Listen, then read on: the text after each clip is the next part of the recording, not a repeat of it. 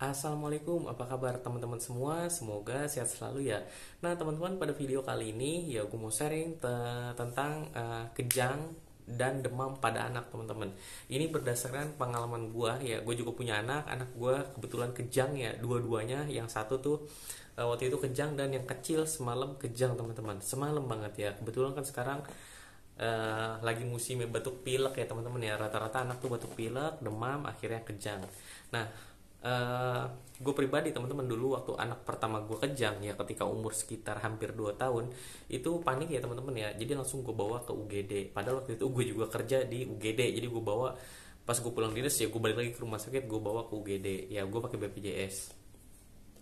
Pada saat itu akhirnya diobservasi harus dirawat teman-teman. Karena pada saat itu kenapa anak gue harus dirawat, karena diare juga teman-teman ya. BAB itu sehari bisa pas udah masuk rumah sakit tuh ya, itu bisa 20 kali sampai anusnya tuh ledes teman-teman ya, merah gitu, kasihan ya. Intinya dehidrasi, makanya anak gue bawa ke UGD. Nah terus juga makan dan minum juga pada saat itu nggak mau. Jadi waktu sebelum kejang dia makan minumnya udah males-malesan, udah sedikit-sedikit, terus dikit-dikit muntah, dimasukin makanan muntah ya. Pas sore akhirnya dia kejang, akhirnya gue bawa ke rumah sakit teman-teman. Dari saat itu, waktu awal sebelum dia kejang memang belum terlihat tanda-tanda dehidrasi. Dia kan walaupun minum sedikit ya, minum muntah, tapi lebih banyak yang masuk, intinya gitu teman-teman. Dan tanda bahayanya pada saat itu nggak ada. Nah ketika sudah masuk rumah sakit ya kan diobservasi. Nah selama diobservasi itu teman-teman ya, itu ya bener-bener BAB-nya tuh nggak berhenti-berhenti ya. Jadi bener-bener sampai 20 kali ya, hampir 20 kalian pokoknya, banyak juga teman-teman soalnya, sampai anusnya tuh ledes. Nah terus setelah anak pertama udah, waktu itu sekalinya dirawat udah, terus pulang. Nah semalam kejadian lagi sama anak gue yang kecil ya. Anak gue yang pertama sekarang usianya udah 8 tahun ya. Sekarang ada anak gue yang paling kecil ya, usianya 13 bulan teman-teman ya. Jadi dia memang semalam tuh demam ya, batuk pilek ya, bapil, akhirnya demam. Gue selalu udah gue kasih obat paracetamol ya, sirup. Nah terus gue kasih ada suhu juga ya, gue cek juga 38 39 teman-teman ya. Gue juga research gitu teman ya, searching deh gitu kan. Memang karena pengalaman anak sebelumnya kan, gue juga baca tuh kontennya dokter dokter Apin apa dokter Arifin ya, dokter Apin kalau nggak salah, gue lupa namanya, di Instagram ya. Dia spesialis anak ya. Memang beliau tuh nggak pro ya, dikit kasih obat tuh nggak pro, biarin aja. Memang yang namanya demam itu berarti antibodi kita di tubuh sedang lawan virus. Itu benar teman-teman ya, gue juga setuju. Cuman kadang-kadang yang bikin panik kan, karena kalau ngeliat kejang itu nggak tega banget teman-teman ya. Kalau ngeliat anak sakit tuh nggak tega banget ya. Makanya gue selalu ketika suhunya udah 38 ya, ya pokoknya dikatakan demam 375 ke atas, gue pasti langsung standby paracetamol gue masukin teman-teman ya, yang sirup. Nah semalam tuh tiba-tiba pas dia lagi tidur dia kejang teman-teman ya. Anak gue kejang yang kecil. Akhirnya pas lagi kejang ya, istri gue panik ya. Akhirnya gue bilang istri, udah diemin lu, biarin aja dia kejang dulu sampai selesai gitu. Biasanya kalau kejang itu kan dia napas juga susah ya, biasanya pucet mukanya ya. Akhirnya dia kejang, dibiarinin dulu di tes tempat tidur, enggak gue apa-apain teman-teman ya. Kecuali mungkin kalau anaknya udah tumbuh gigi banyak ya, boleh dikasih kain teman-teman ya giginya, supaya enggak ngegigit ya. Nah habis itu anak gue kejang gak lebih dari 1 menit ya. Cuman biasanya ini akan terjadi resiko kejang berulang teman-teman.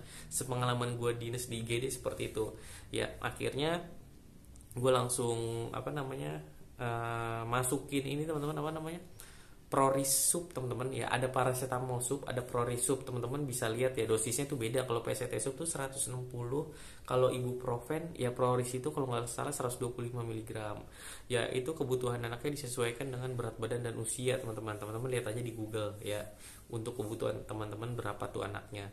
Nah kemarin gue masukin 125, sebenarnya hanya 100 berapa gitu ya, nggak nyampe 125, cuma gue masukin aja 125 lewat anus. Nah ketika masukin obatnya ini teman-teman, ini tuh obatnya mudah meleleh teman-teman.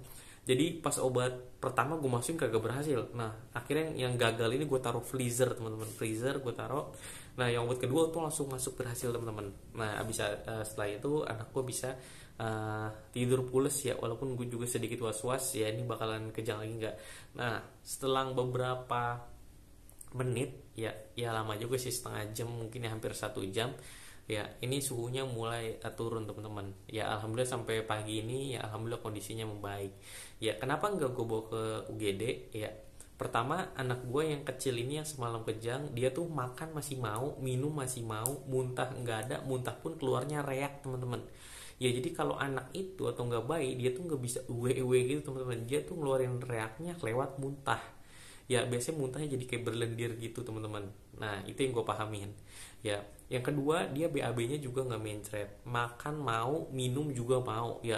Kalau yang nyusu nyusu terus ya, netek ya sama emaknya gitu kan teman-teman ya. Jadi ya gue pikir nggak ada tanda-tanda dehidrasi, daripada gue bawa ke rumah sakit ya, karena akan menimbulkan trauma, disuntik, tidur juga nggak nyaman, bikin stres si anak. Akhirnya gue pilih gue di rumah aja ya. Yang penting kasih minum terus ya, pokoknya kasih minum aja terus teman-teman. Dikit-dikit minum, udah dia nggak mau lagi, nanti tunggu lagi beberapa menit suruh minum lagi. Intinya jangan sampai dia tuh dehidrasi teman-teman ya. Alhamdulillah sih sampai pagi ini pas gue kerja nih, kebetulan gue lagi di tempat kerja teman-teman nih, gue sempetin bikin konten ya. Siapa tahu teman-teman ada juga yang ngalamin hal serupa ya, jangan langsung panik teman-teman ya. Kecuali memang walaupun tidak kejang tapi dia BAB terus ya, muntah terus, itu bawa ke rumah sakit teman-teman.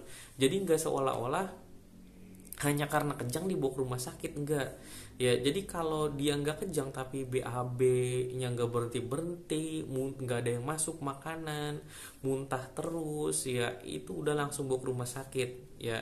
Nah kalau yang ini sih, kalau gue pribadi ya, anak gue kejang ya karena dia makan masih mau, minum masih mau, segala macam masih aman, nggak ada tanda-tanda dehidrasi dan kegawatan, nggak ada sesak napas juga ya, makanya gue standby tetap di rumah.